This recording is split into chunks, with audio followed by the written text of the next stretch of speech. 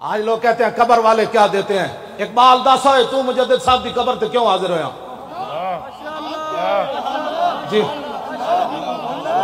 10 قبر والے کچھ دیں دیں کہ نہیں دیں دے؟ ہاں جی. جرمنی دا ایک مجذوب سی نیٹش او لا الہ تک پہنچیا تے بعد اللہ دا منکر ہو گیا. علامہ اقبال کلندر لاہوری نو بڑا دکھ سی یار او لا الہ تک تا پہنچیا اللہ تک کیوں نہ پہنچیا.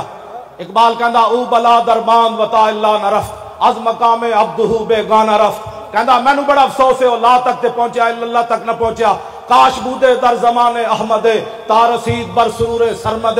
اقبال کہندا ہائے افسوس او مجدد الفسانی دے زمانے چ ہوندا تے مجدد صاحب نے او دا ہاتھ پکڑ کے اللہ تک پہنچا دینا سی. اے اقبال دا موقف اس وقت تک سی جدو تک اقبال مجدد صاحب دی قبر تے حاضر نہیں ہویا. جدو حاضر ہویا پھر سنو کی کہندا اقبال. حاضر ہوا میں شیخ مجدد کی لحد پر وہ خاک کے زیر فلک ہے مطلع انوار.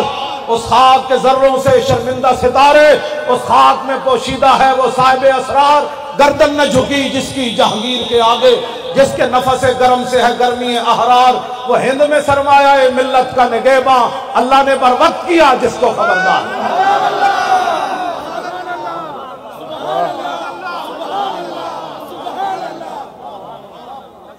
توجہ میں گل بس آخری گل ہے میں مکان لگا بس آخری گل توجہ. میں کہا اقبال اتھے شرک ہو رہے سی کہنے لگا میں نو تو اللہ دے انوار و تجلیات نظر آئے. میں آکھا کوئی مجدد صاحب شاید دیتی ہے کہ کوئی نہیں. سنو جی اقبال اے اقبال ہے جیدے سامنے میں حاضر ہویا. اقبال کہتا جھلا میں نو کی کچھ ملیا. پہلے تو میرا موقف سی کہ مجذوب فرنگی کو میں دلائل توحید کے نہیں سمجھا سکتا تھا لیکن جب مجدد صاحب کی قبر سے میں باہر آیا تو اقبال کہتا چھوڑو یارا گل ہی ہو رہے. میں نو مجدد صاحب توحید دے اسرار و رموز دیتے. اگر ہوتا وہ مجذوب فرنگی اس زمانے میں تو اقبال اس کو سمجھاتا مقام کبریا کیا. کون سمجھ آئی؟ اقبال کہتا میں نو مجدد صاحب نے توحید دے اسرار و رموز اتنے دیتے کہ مجدد صاحب دے وہ وڈے نہ جو ہوندا مجذوب فرنگی تا اقبال انہوں سمجھا دینا سی لا الہ الا اللہ محمد رسول اللہ.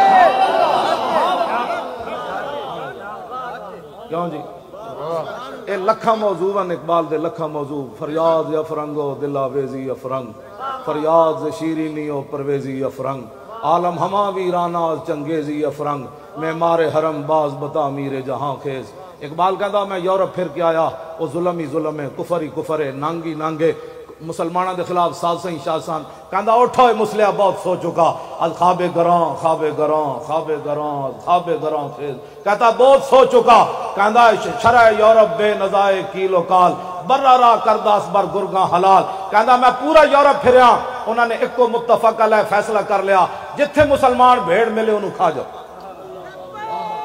میں کہا اقبال اقوام متحدہ کی ہوندہ کہتا در جنیوہ چیز غیر از مکر و فن سیتوئی میشوا نخچیر من. اقبال کہتا اقوام متحدہ کی ہوندہ سارے ڈاکو بے کے فیصلہ کر دیں تو کشمیر لپ لے میں عراق نپ لینا تو اس بھیڑ نو کھا جا میں اس بھیڑ نو کھا جا. اے نادا ترا امید غم گسارا افرنگس. اقبال رو کے کہنے لگا جلیا اور تینو کدی یورپ والے کشمیر واپس لے کے دیں گے عراق واپس لے کے دیں گے اور افغانستان واپس لے کے. اے نادا ترا امید غم گسارا افرنگس.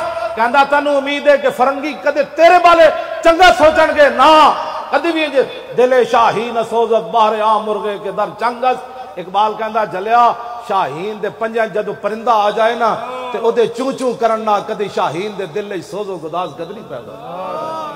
ہاں جدو کفر دے ہاتھ وچ مسلمان آ جائے او روے او عراق دیاں بچیاں چیخن او برما دیاں بچیاں دے جناب او بازو کٹ کے تے او جناب پستان کٹ کے او جناب کباب بنا کے کھاون یا شام دی بچیاں دے سر اڑ جان تے ڈاکٹراں کول دوائی نہ ہوے مٹی لا دین تے او بچیاں پھر اینجاں رسدے مر جان.